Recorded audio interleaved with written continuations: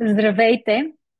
Аз съм доктор Петя Гемюнден, психолог и НЛП хипнотерапевт. Завършила съм школата на Алекс Попов и днес искам да споделя с вас нещо лично.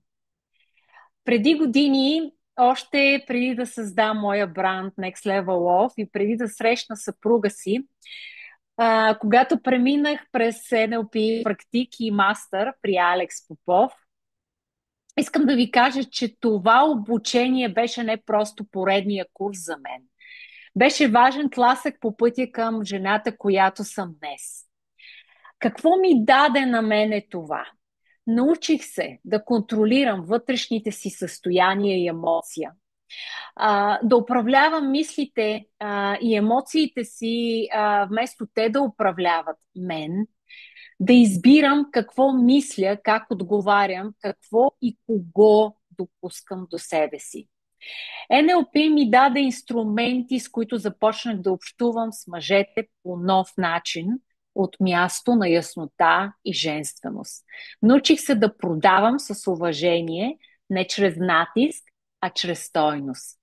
Благодарение на това започнах да изграждам осъзнати връзки, да комуникирам по нов начин и в крайна сметка да създам бизнес, който достига до хора от над 25 държави.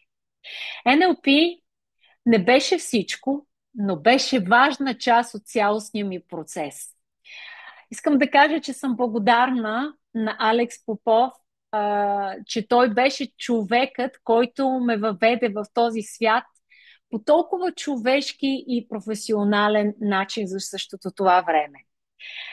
Искам да кажа на всички, ако така сте на прага на важна промяна, това обучение по NLP практик, ако сте започнали сега, може да бъде силен старт за вас.